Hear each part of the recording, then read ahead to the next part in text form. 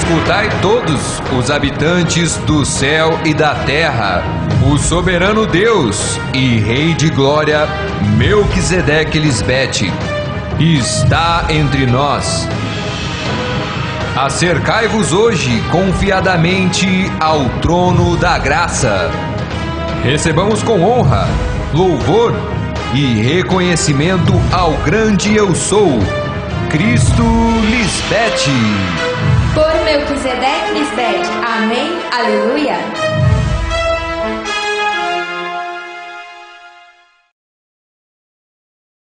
Saudações a todos os nossos santos anjos, os de humilde coração, que me receberam, creem em meu nome, Melquisedeque Lisbete, e receberam o poder de serem feitos filhos de Deus. Por minha palavra de limpeza e purificação, é que nasceram filhos espirituais, que não são gerados de sangue, nem de vontade de carne, nem de vontade de varão, e sim por vontade de Deus. E a vontade de Deus é que eu não perca nenhum de todos os que Ele me dá, e sim que os ressuscite no dia final.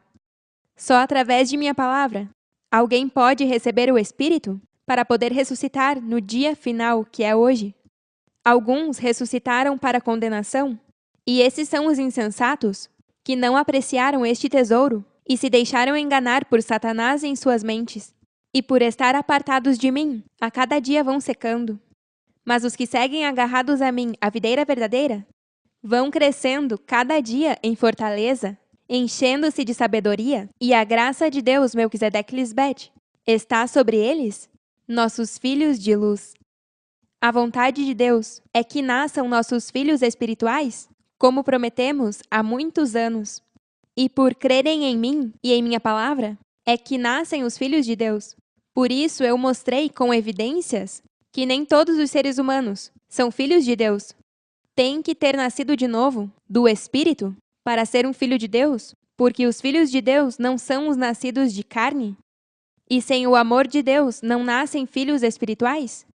Nosso amor é eterno, e nossos filhos espirituais são o fruto do nosso amor. Desde que eu comecei a ensinar o Evangelho eterno, eu mostrei meu grande amor para com Deus Pai Melquisedeque, e também que minha mensagem provém dele. Lhes ensinei que o armamento mais poderoso é o amor de Deus, não o amor do mundo, porque eles não sabem amar verdadeiramente. Mas o amor de Melquisedeque Lisbete é o que vence tudo e não é vencido por nada. Amém? Aleluia. No tema de hoje, quero compartilhar com vocês outro escrito que nos enviaram seus irmãos de Honduras sobre o amor eterno entre Melquisedeque Lisbete. Está muito interessante e sei que vão desfrutar tanto quanto seu pai e eu desfrutamos. É que o amor é o mais lindo e nosso fundamento, nossa essência é o amor. E tudo foi criado por esse amor tão grande entre Melquisedeque Lisbete. Vocês, nossos filhos, foram criados em nosso amor eterno. Que beleza! Quando o mundo conhecer o amor eterno de Deus, Melquisedeque Lisbete, serão consolados e suas vidas mudarão grandemente. Isso vem, porque tudo o que Deus diz se cumpre. Deus não fala por falar. Quando falamos, é porque vamos cumprir. Amém? Agora desfrutemos desse escrito tão formoso por parte de seus irmãos Luiz Maricela Celaya e Héctor Fonseca, em Honduras. Adiante, meu santo anjo. Saudações, amada Mãe e Deus! Nós, teus filhos, conhecemos teu novo nome, Melquisedeque Lisbete. Saudações a Jimmy Devin e a todas as tuas colunas do templo espiritual de Deus em todas as nações. Graças à tua segunda vinda. Hoje conhecemos que há 3 coisas que são importantes: a fé, a esperança e o amor. Este último quer conhecer toda a verdade de Deus Pai e Deus Mãe, e que eles se amam eternamente. Esse amor de Deus nunca deixa de ser. Agora que conhecemos a Deus Pai e Mãe, sabemos que sempre eles estiveram juntos, já que ambos fizeram sua criação espiritual à sua imagem e semelhança, e estão bem perto de nós, seus filhos. Deus Mãe sempre esteve ao lado de Deus Pai. Leamos: ali estava eu, fielmente ao seu lado. Eu era sua constante fonte de alegria e brincava em sua presença em todo o tempo. Eles sempre foram um, e um o seu nome, Melquisedeque Lisbete. Ainda que os religiosos tenham ocultado por tempos e gerações esse grande amor entre Deus e sua esposa, Cristo, no século I ela profetizou que voltaria depois de seu assassinato na cruz. Ainda um pouco, e não me vereis, e outra vez um pouco, e me vereis. Deus é Espírito, portanto, nunca morre, permanece para sempre. Nessa aparição da esposa de Deus como Cristo Maria, os religiosos a mataram pensando que prestavam um serviço a Deus, crendo que apagariam seu nome por gerações. Não somente mataram a Deus Pai no véu de João Batista e sua esposa, Cristo Maria, mas ao fruto de seu grande amor, ao Filho da promessa. Porém, esse grande amor não puderam apagar, já que profeticamente se disse: forte como a morte é o amor, duro como o Seol, o ciúme, suas brasas, brasas de fogo, forte chama. As muitas águas não poderão apagar o amor, nem os rios afogá-lo. Em outra versão podemos ler: o amor é inquebrantável como a morte, a paixão inflexível como o sepulcro. O fogo ardente do amor é uma chama divina. As águas de todos os mares não poderão apagar o amor, tampouco os rios poderão extingui-lo. Durante seus 3 anos de ministério na terra, Cristo Maria sempre deixou claro que ela e seu esposo eram um só. E o que a desprezava por causa de sua pregação, desprezava ao Pai. Antes da prisão de Jesus, esse amor incomensurável entre Deus e sua esposa se vê manifestado entre os de sua época. Amor que os religiosos daquele tempo quiseram destruir, já que não eram amigos de Deus, mas inimigos dele e, consequentemente, de seu grande amor, sua esposa. Mas sabemos que no Espírito, Deus nunca deixou ou abandonou a sua esposa, já que são um só. Na carne, por causa das aflições, Jesus Maria sentiu o abatimento da morte com profunda tristeza e agonia. Era tão profunda a sua agonia que em outra versão se lê: e começou a sentir-se muito triste e angustiada. Disse-lhes: sinto em minha alma uma tristeza de morte. Livra-me desta bebida amarga. Pela 2ª vez se foi e orou assim: meu Pai, se não é possível evitar que eu sofra esta prova, que se faça a tua vontade. E pediu a Deus que, se possível, não chegasse a ela esse momento de dor.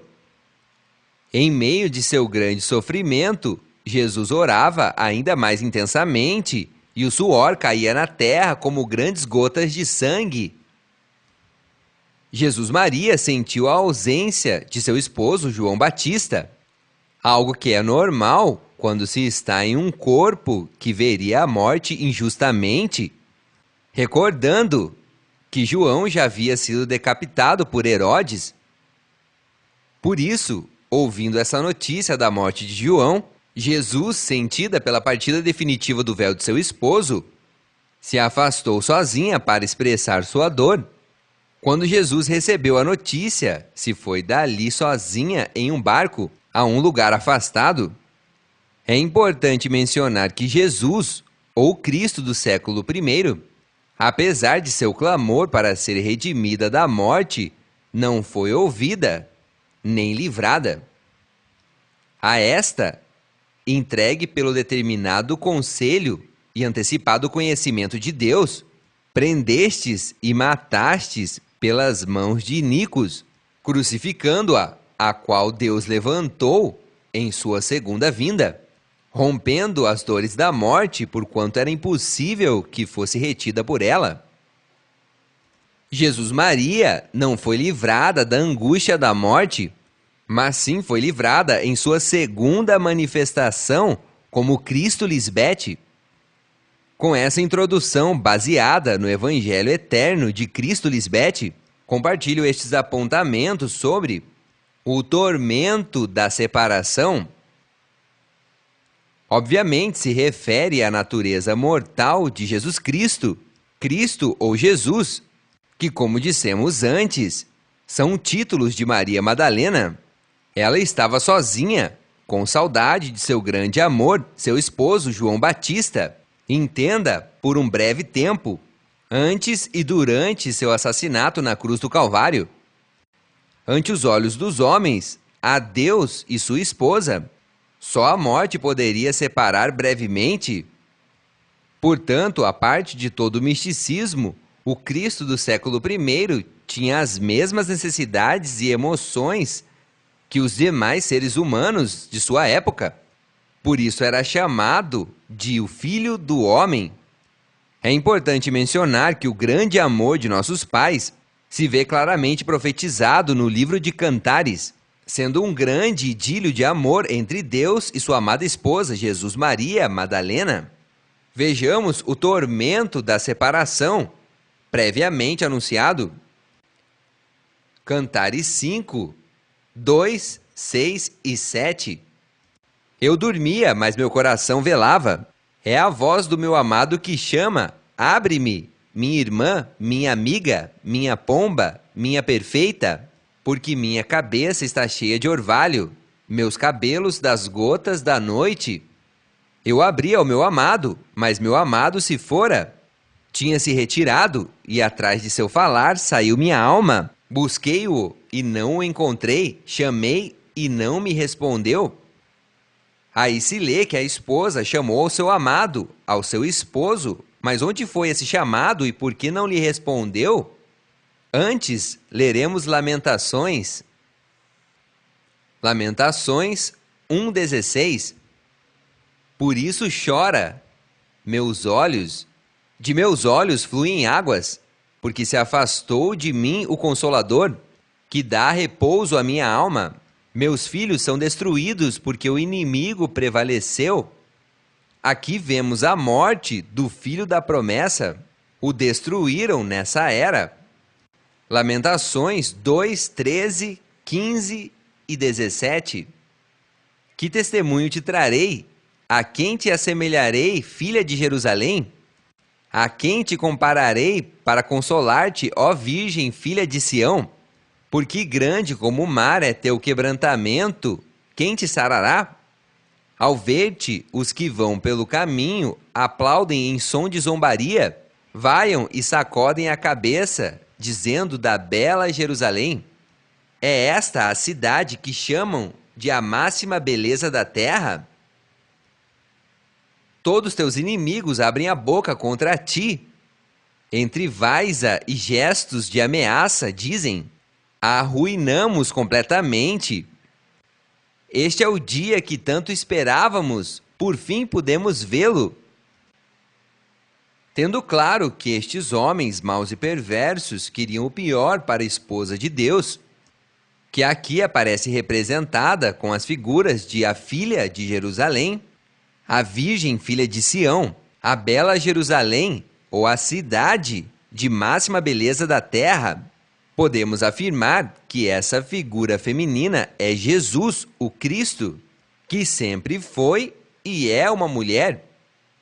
Agora vejamos esse chamado que fazia a esposa ao esposo que não foi escutado.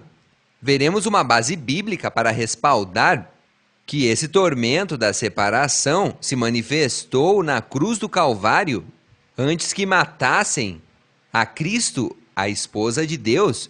Leamos Mateus 27, 46 ao 47.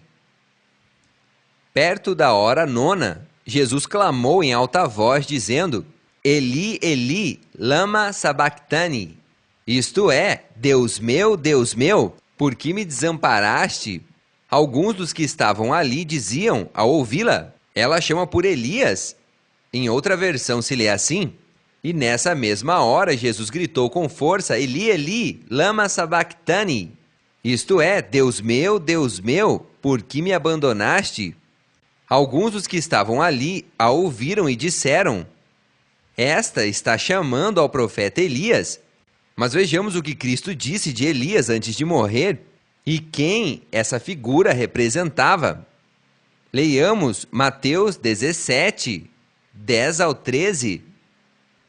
Então os discípulos lhe perguntaram, dizendo: Por que, pois, dizem os escribas que é necessário que Elias venha primeiro? Respondendo, Jesus lhes disse: Em verdade, Elias virá primeiro e restaurará todas as coisas. Mas vos digo que Elias já veio e não o conheceram, mas fizeram com ele tudo o que quiseram. Assim o Filho do Homem, a esposa, padecerá na mão deles. Então os discípulos compreenderam que falava de João o Batista. Jesus, o Cristo, a esposa de João, confirma assim: Ele é aquele Elias que havia de vir.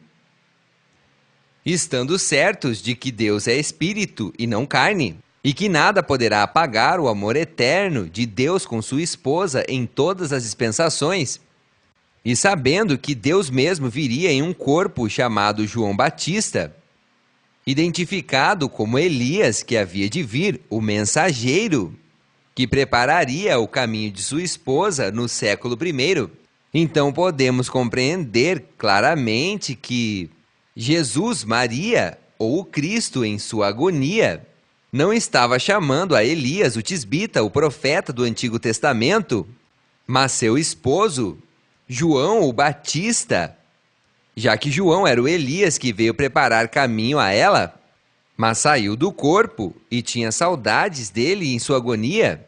Recordemos que não havia ressurreição. Esses corpos deixariam de ser para sempre.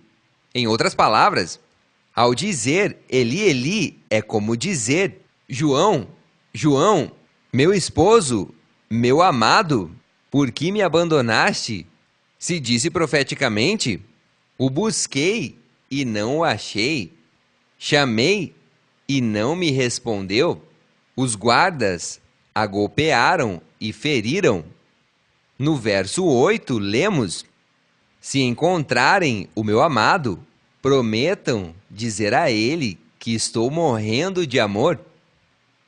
Deixando todo o misticismo, Jesus Maria estava sofrendo com agonia o tormento da separação em sua carne, de não poder ver nem jamais tocar seu amado esposo nesse véu.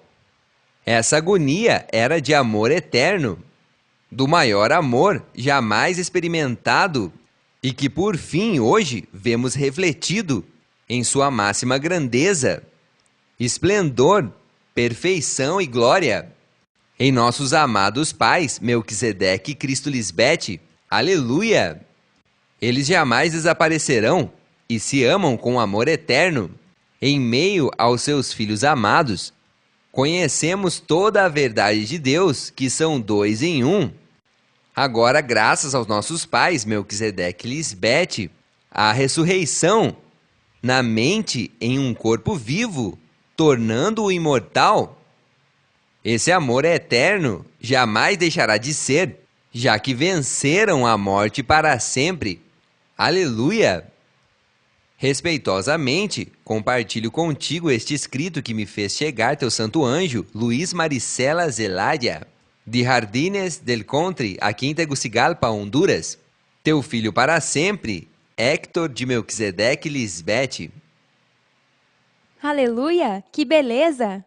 Graças e recebam sem limites, meus filhos amados, por esse escrito tão formoso e verdadeiro. Assim é. 3 coisas que são permanentes: a fé, a esperança e o amor. Destas 3 coisas, a mais importante é o amor. E como alguém pode saber qual é o amor verdadeiro? Bom, quando Deus Pai e Mãe, em sua ordem perfeita, andam e habitam entre seu povo, manifestando a eles seu nome, de quem toma nome toda a família nos céus e na terra. dando conforme as riquezas de sua glória, que sejam fortalecidos com poder no homem interior por seu Espírito, para que habite Cristo pela fé em vossos corações, a fim de que, estando arraigados e fundados em amor, sejam plenamente capazes de compreender com todos os santos qual é a largura, a extensão, a profundidade e a altura, e de conhecer o amor de Cristo, que sobrepassa todo conhecimento, para que sejam cheios de toda a plenitude de Deus. A missão de Cristo, Lisbeth, é fazer com que conheçam o amor que existe e sempre existiu entre Deus Pai e Deus Mãe. Cristo Maria falou desse amor entre ela e o Pai, mas foi alterado por homens maus, para que parecesse que é um grande amor entre um pai e um filho que é amado mais que seus irmãos. E isso é uma mentira.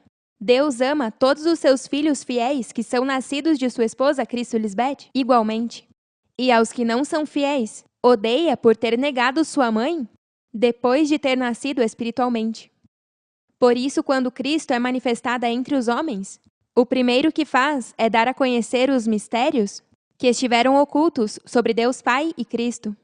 Ela dá a conhecer que ela é a esposa de Deus, o Pai, para que todo o mundo possa entender que o amor entre eles é tão forte e todos os que creem no verdadeiro amor de Deus se convertem em seus filhos, no fruto que se manifesta devido a esse amor eterno. Por crer no amor tão grande entre Melquisedeque e Lisbeth, é que todos podem chegar a ter vida eterna. Ela falava muito sobre o Pai e que tudo foi criado por amor a ela, mas homens maus alteraram para que todos, os que lessem a Bíblia, pensassem em um filho mais especial que os demais, quando, na verdade, tudo foi feito pelo amor que Deus Pai tem à sua esposa, que é Cristo. O amor só se pode demonstrar, em minha manifestação como Cristo, vencendo com esse amor na mente ao inimigo que tinha o império da morte sobre vocês, é que Deus cumpriu sua promessa. Hoje é que se cumpre o que diz em Gênesis 22:17: multiplicarei sua descendência como as estrelas do céu e como a areia que está na beira do mar, e tua descendência possuirá as portas de seus inimigos. Cristo tinha que estar presente, hoje igual a vocês, para poder ensinar a amar como Deus ama, para que pudessem ser mais que vencedores nela.